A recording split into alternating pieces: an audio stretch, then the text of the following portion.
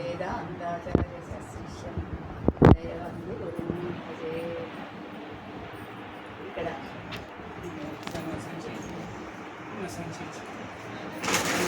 కూర్చుంటాము. వాడు తిరగంటే మీకు ఇస్తే 2 నిమిషాలు దూరంగా ఉన్నాను కానీ ఉంటే అదే వస్తుంది.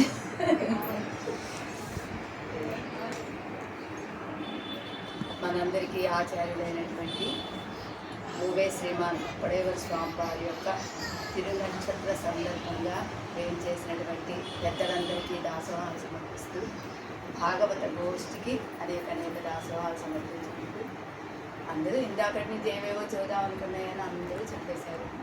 అంతే నేను చెప్పగలిగింది.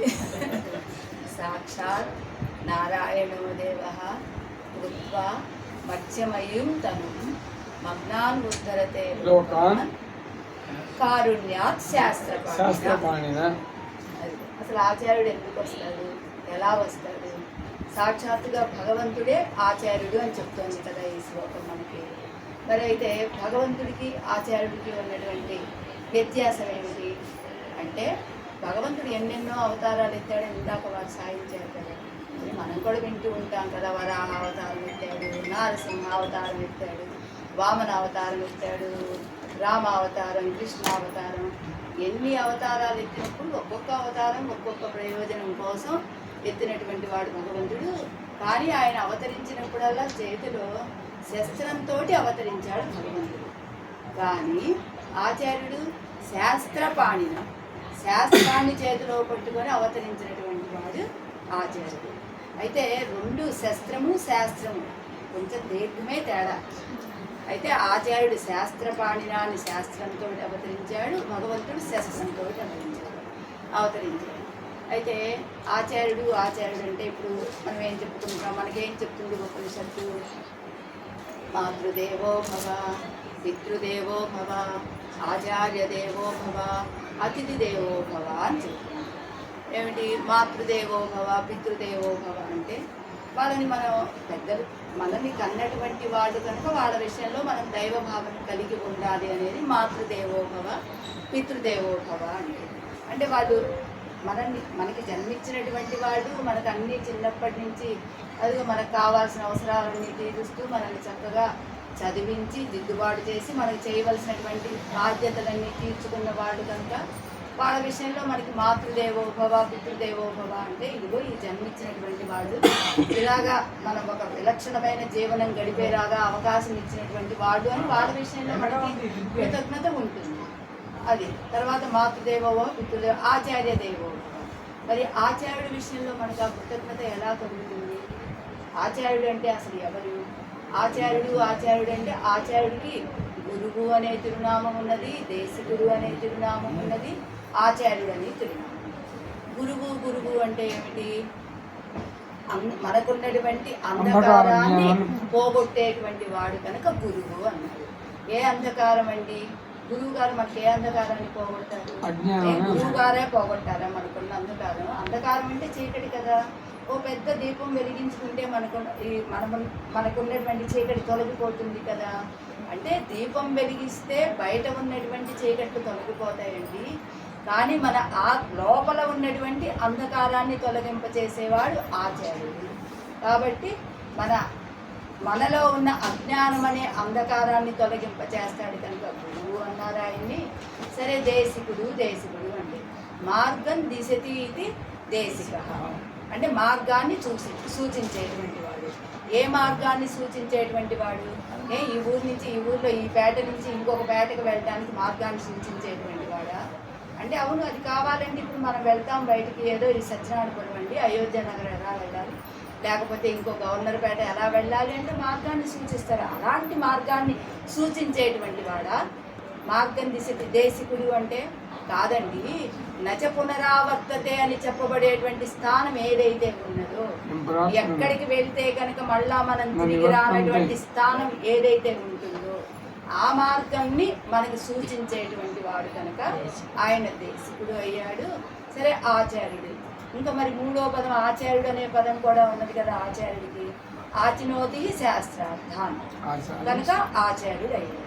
ఏం చేస్తాడు ఆచార్యుడు అంటే శాస్త్రార్థాలన్నీ తాను గ్రహించి మనకి ఒక తల్లి చంటి బిడ్డకి సాపాటు పెట్టేటప్పుడు ఎలా పెట్టాలో ఆ బిడ్డ తగినట్టుగా ఆహారం తీసుకునేట్టుగా అందిస్తుంది తల్లి.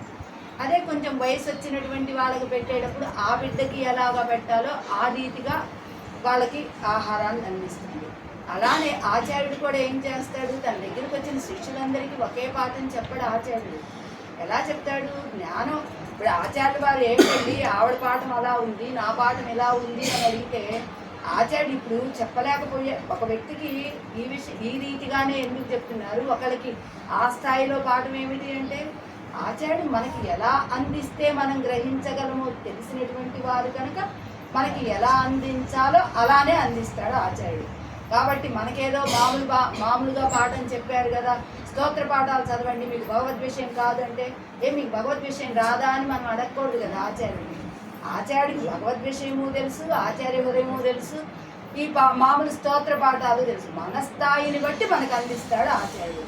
అది ఎలాగా, ఆచినోటి శాస్త్రార్థాలన్నీ తాను గ్రహించి మనకి ఎలా అందిస్తే మనకి వంట పడుతుందో అలా అందిస్తాడు ఆచార్యుడు. సరే, అయితే అలాంటి ఆచార్యుడు ఎలా ఉండాలి, ఇందాక చెప్పారు కదా దేవుడు వారు, జ్ఞానం అనుష్ఠానమివై నందాగవేవుడయ్య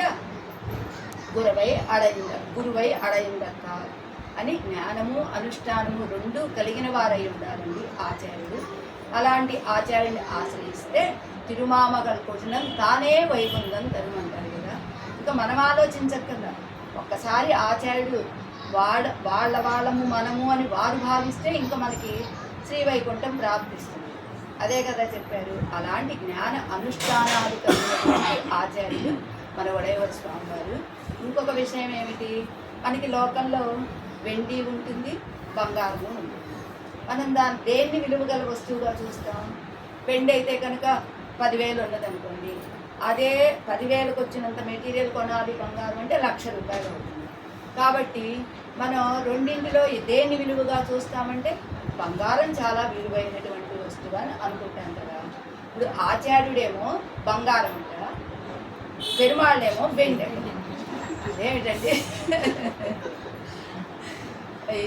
అదేమిటండి ఆచార్యుడు బంగారం ఏమిటి, పెరుమాడు వెండేమిటి అంటే ఆచార్య స్థానం ముందు పెరుమాళ స్థానం అలాంటిది. ఎందుకని ఆయన బంధమోక్షంగా రెండుக்கும் పొదువాయిరుస్తుంది. బంధాన్ని ఇస్తాడు, మోక్షాన్ని ఇస్తాడు, రెండింటినీ ఇస్తాడు. ఆయనే చెప్తాడు కదా భగవద్గీతలో, దైవీహేష గుణమయీ మమ మాయా దురత్యయ. నేనేనరా మీ అందరికీ జన్మలు ఇచ్చేవాడిని, నా మాయ నుంచి తప్పించుకోవాలంటే మీకెవ్వరికీ సాధ్యం కాదు, ఈ మాయ నుండి మిమ్మల్ని తప్పించాలంటే నేను ఒక్కని మాత్రమే చేయగలనని ఆయన చెప్పినట్లుగా మనల్ని మాయలో పడేస్తాడు.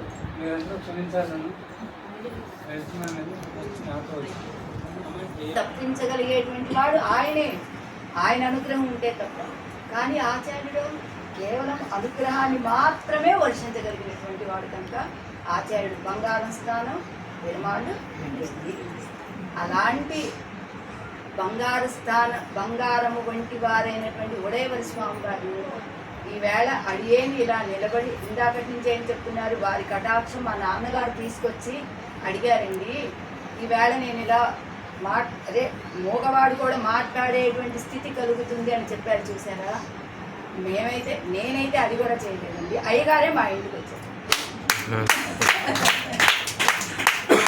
దానికి ఇంకా పూర్వ చరిత్ర చాలా ఉన్నది, కానీ చాలా అంటే ఏం లేదండి. ఏదో అయ్యగారండి ఏదో నేర్పుతారట, ఈ వీధిలోనే ఉండేవాళ్ళం మేము. వచ్చి అడిగితే సరే పలానా రోజు ముహూర్తం అమ్మ రండి అని చెప్పారు. ఆ రోజు నేను వచ్చాను సాయంత్రం 7 గంటలకి. గంటన్నర కూర్చున్నా కూడా ఇంకా అయ్యగారు ఎక్కడికో వెళ్ళిపోయారు. అయ్యగారు ఆ ముహూర్తం పెట్టింది మర్చిపోయి, అమ్మగారు ఉండగా, అప్పుడు అమ్మగారు కూడా వేయించేసి ఉన్న రోజులు కదా. అమ్మగారు చాలాసేపు కూర్చున్న తర్వాత ఇంకా చాలా సమయం అయిపోయింది, సాయంత్రం 7:30 8 అయిందని నేను వెళ్ళిపోయాను అనమాట. వెళ్ళిపోయాక ఇంటికి రాగానే అడిగారట అమ్మగారు, విజయలక్ష్మిని రమ్మన్నారు కదా, మీరు ఎక్కడికి వెళ్ళారు అని అడిగారట అమ్మగారు. అడిగితే అయ్యగారు ఏమనుకున్నారు, వికాస్ తరంగిణి విజయలక్ష్మి అనుకొని ఆవిడికి నాతోటి ఏం పనట అని అడిగారట అయ్యగారు. కాదు, ఈ విజయలక్ష్మి వేరు అని చెప్పారట అమ్మగారు. వెంటనే అప్పుడు అయ్యగారు రాత్రి సుమారు 8:30 సమయం, మా ఇల్లు సుమారుగా వచ్చినప్పుడు చెప్పాను ఇలా ఆ వీధిలో అని, అప్పుడు వచ్చి తలుపు కొట్టారనమాట. సాపాటు చేస్తాను హాయిగా హాయిగా రమ్మంటే ప్రాబ్లం, కానీ రోజు రావాలి, టైంకి రావాలి, వారు చెప్పినవన్నీ వినాలి. కానీ ఆ అవకాశం పోయిందనే బాధ కంటే ఏమోలే వాడికి మనకి భాగ్యం లేదు కాబోలు అనే దశ, ఇప్పుడైనా అదే దశ. కానీ అప్పుడు వచ్చి తలుపు కొట్టి ఇందాకటి నుంచి కూర్చొని వెళ్ళావట కదా, ఇప్పుడు వస్తావా, నీకు నేను పాఠం మొదలు పెడతాను అని రాత్రి 9 గంటలకనమాట. అది ఇంకా మరి అలాంటి ఆచార్యుడి గురించి చెప్పమంటే నేనేం చెప్పగలను చెప్పండి. అది మా ఆచార్యుల వారి వైభవం. మా అనేటువంటి పదం నాకు ఎప్పుడు 30 ఏళ్ళగా ఇదే పదం. పద్మగారికి నాకు ఎప్పుడు క్లాష్ ఇక్కడే. ఆవిడ మన ఆచార్యుల వారు అందరేంటండి, నేను మా ఆచార్యుల వారు అంటాను, ఆవిడ మన ఆచార్యుల వారు అంటారు. అది అలాంటి మనందరికీ ఆచార్యుడైనటువంటి విడేవర స్వామి వారి యొక్క వైభవాన్ని ఈ ఒక్క పదంతో తెలియట్లేదు. వారే వచ్చి ఇప్పుడు మీకు కొంత ఆభిజాత్యం ఉన్నది, అది కూడా లేదు అడిగానికి. ఎక్కడ పుట్టానో తెలియదు, ఎలాంటి కుటుంబమో తెలియదు, కానీ నీకు నేను చెప్తానమ్మా అని, ఏం కావాలి నీకు అని అడిగారు. అడిగితే అప్పుడు తెలివితేటలు, మరి ఆ తెలివి ఎలా వచ్చిందో నాకైతే తెలియదు. అయ్యగారని నాకేం కావాలో మీరే చెప్పండి అని చెప్పాను. ఆ తెలివి ఇచ్చారు దేవుడు. ఆ తర్వాత మాత్రం ఏదైనా పాఠం చెప్తే తప్పు చదివాను అనుకో, నువ్వు తప్పు చదివావంటే నేను మాత్రం చదవలేను, ఇంత కరెక్ట్గా చదివానని చెప్పేదాన్ని. నన్ను ఉదాహరణకు వచ్చిన వాళ్ళందరికీ నన్నే ఉదాహరణ చెప్పేవాళ్ళు. ఎవరైనా పాఠం చదివినప్పుడు తప్పు చదివితే, ఏమిటి తప్పు చదివా, మీరు ఇలా చదివారు కదా అంటే వాళ్ళు కూడా అలానే అంటారు కదా, మేము ఇలా చదవలేదని. ఈ జయలక్ష్మి కూడా ఇంతే చెప్పేది. అలా ఆచార్య వారు అనుకున్న నాకు మాతా పిత యువతయస్తనయా విభూతి అని నమ్మాడు వాళ్ళు చెప్పినట్టుగా తల్లి తండ్రి అన్నీ నాకు వాడే. ఎప్పుడు నువ్వు పుట్టింటికి వెళ్ళవేంటి ఎక్కువ అని అడిగేవారు. ఏంటి అసలు ఎప్పుడు సంవత్సరానికి ఒకసారి కూడా వెళ్ళవా అని. ఏమో కానీ ఆ బంధాలన్నీ నాకు ఇక్కడ తల్లి వలే వారే. 2 రోజులు రాకపోతే ఏదైనా బాగలేదంటే పద్మచేత కళ్యాణుడు పంపనా నీకు అనేటంత ఇది. అలాంటి అభిమానాన్ని నా మీద వారు చూపించారు. ఆ అర్హత నాకైతే లేదు, ఆ అర్హతని వారు కల్పించి ఆ ప్రేమను నా మీద వర్షించారు. అలాంటి ఆచార్య వారి యొక్క తిరువడిగళ్ళలో ఇప్పటికీ గొప్ప ఆశ్చర్యం ఏంటంటే, వేలకుడి స్వామివారి ఉపన్యాసం వింటూ ఉంటే కొన్ని విషయాలు అర్థం అవ్వగానే శ్రీరంగంలో నేరుగా వారి ఉపన్యాసం విన్నానమాట. ఆచార్య హృదయం మొదలుపెట్టాను నేను వెళ్ళినప్పుడు. కానీ అన్నీ అర్థం కావు, కొన్ని అర్థం అవుతాయి. కానీ అర్థమైన వాటికే పొందే ఆనందం ఎలా ఉండేదంటే, ఒకరోజు అక్కడ విని రాగానే రాత్రి 9 అయింది. వెంటనే అయ్యగారు మొదటి నుంచి ఏంటంటే ఒక అలవాటు, ఏదైనా ఒక విషయం ప్రతి సంవత్సరం చెప్పేదే కదా, అది సేవించగానే ఏదో ఒక ఆనందం కనపడుతుంది. ఫోన్ చేసి అయ్యగారండి ఈ విషయం వచ్చిందా, అవునా, వారికి తెలియని వారి వలే అవునా ఈ విషయం వచ్చిందా అని. ఎలా అంటే మన చిన్నపిల్లలు చెప్పినటువంటి మాటని వారు కూడా చిన్నపిల్లలు అయిపోయి, ఎలా మేము పరీక్షలు రాస్తుంటే శాంతి పరీక్షలు, నేను పద్మ గారు ఎవరైనా సభలకి రండి ఉపన్యాసం అంటే మా పిల్లలకి పరీక్షలు, నాకు రావడానికి కుదరదని. మా పిల్లలకు పరీక్షలండి. మధ్యాహ్నం రోజు మాకు ప్రిపరేషన్, అక్కడి నుంచి మోడల్ పేపర్స్ తీసుకొచ్చేవాళ్ళం. అవి రాసి మేము పరీక్ష రాసి వచ్చే వరకు ఇక్కడే ఈ ఉయ్యాల్లో కూర్చొని వారు టెన్షన్ పడేవారు అనమాట. వీళ్ళిద్దరిని పంపించాను పరీక్షకు, వీళ్ళు ఏం చేసి వస్తారో అన్నట్టు. అలా ఎన్నెన్ని అనుభవాలు, ఇది అది అని చెప్పడానికి లేదు. అలా ముందు చెప్పిన విషయం ఏంటో నేను మర్చిపోయాను. అలా ఈ అనుభవం ఇది అని చెప్పడానికి వారితోటి ఆ వేలకుడి స్వామివారి ఉపన్యాసం రాత్రి 9ంటికి ఫోన్ చేసి, అయ్యగారండి తలయల్లా కై మారలేనన్నట్టుగా ఆ ఉపన్యాసంలో 2 పదాలైనా నాకు అర్థమయ్యాయంటే, అసలు అలాంటి ప్రబంధాలు ఉంటాయని తెలియదు. మంత్రార్థం ముందు స్తోత్ర పాఠాలు, ఆ తర్వాత రేపటి నుంచి మీకు మంత్రార్థం అని చెప్పారు. నాతో పాటు రాధా అని ఒక అమ్మాయి వచ్చారు, వైష్ణవి అమ్మాయి. మేమిద్దరం మంత్రార్థం అన్నారు, కోశాలన్నారు. ఇది చదివేదా, వినేదా, నేర్చుకునేదా తెలియదు. మంత్రార్థం రేపటి నుంచి. అమావాస్య సెలవులు ఉండవు, పాఠ్యం సెలవులు ఉండవు. అమావాస్య పాఠ్యం అంటే నాకు చాలా భయం, ఎందుకంటే పదాలన్నీ విభజించి సంస్కృతం మొదలుపెట్టేవారు. నాకు సంస్కృతం అంటే భయం. అది సహా అని ఒక శబ్దం ఉంటుందని తెలియదు, వహా అని ఒక శబ్దం ఉంటుందని తెలియదు. అలా నాకు భయమైన ముందు ఈడు వ్యాఖ్యానం కాదు, ఆ వ్యాఖ్యానం నా చేత చదివించడం అలవాటు చేయాలి. అలా అమావాస్యలు పాఠ్యములు అందరికీ సెలవే. ఆఖరికి ఊరెళ్ళి ప్రయాణం చేసేప్పుడు బస్సులో కూడా అడిగేందుకు సెలవు లేదు. కాసేపు చదువు నేను వింటానని చెప్పేవాడు అనమాట. కింద మా అమ్మగారు ఉండేవారు. అయ్యగారికి ఏదైనా నడిగడ్డపాలెం వెళ్ళొస్తే మోషన్స్ అయ్యాయి అయ్యగారికి ఎక్కువ. పైన అయ్యగారు ఉంటారు కదా, అయ్యగారు ఏం చేశారనగా నేను వచ్చేదాన్ని. కింద మా అమ్మగారికి ఏంటి తల్లి కదా, వారికి బాగాలేనప్పుడు ఇప్పుడు నేను పెడితే మళ్ళీ వారు లేచి కూర్చుంటారని వారికి బెంగగా ఉండేది. కానీ మెట్ల దగ్గర ఎవరు విజయలక్ష్మి మీ స్వామివారికి ఒంట్లో బాగాలేదు అని చెప్పారంటే మీరు ఇంక పైకి వెళ్ళొద్దు అని నాకు ఇన్స్ట్రక్షన్ అనమాట. కానీ అక్కడ దాకా వచ్చిందని ఇక్కడికి రాకపోతే అయ్యగారు వచ్చి వెళ్ళిపోయావా అని అంటారు అయ్యగారు. ఇక్కడికి వచ్చాకేంటి మాట్లాడకుండా అయ్యగారు నించాలనేది మా అమ్మగారు ఉద్దేశం. ఏదో గ్రంథం తీ అంటారు, ఆ పేజీ తీ అంటారు, అది చదువు అంటారు. కింద మా అమ్మగారి ప్రాణమేమో వెలువెల్లాడిపోతూ ఉంటుంది, అయ్యగారికి ఏమో ఆ గ్రంథం వినకపోతే అయ్యగారికి ప్రాణం, వినిపిస్తే మా అమ్మగారికి. అంటే ఒక తల్లిగా వారి ప్రేమ, ఒక ఆచార్యుడిగా మన చేత ఏదో అంటే వారికి ఆ సమయంలో కూడా ఏదైనా కొంచెం ఇలాంటి విషయాలు ఉంటే ఊరటగా ఉంటుంది అని అనిపిస్తుంది. ఇప్పటికి కూడా ఒక్కొక్కసారి వేలకుడి స్వామివారి ఉపన్యాసం విన్నప్పుడు అర్థమైతే అది ఒక రాయిని రత్నం చేశారంటారు చూసారా. నేను రత్నమో కాదు అది చూసేవాళ్ళకి వినేవాళ్ళకి తెలుసు, కానీ నాకు నేను రత్నాన్ననే అనుకుంటున్నాను ఇప్పుడు. ఎందుకంటే రాయి లాంటి అసలు నాకు గ్రంథాలంటే ఉన్నాయని కూడా తెలియని నాకు వేలకుడి స్వామివారి ఉపన్యాసం కొంతైనా అర్థం అవుతోంది అంటే అది వారి కటాక్షమే.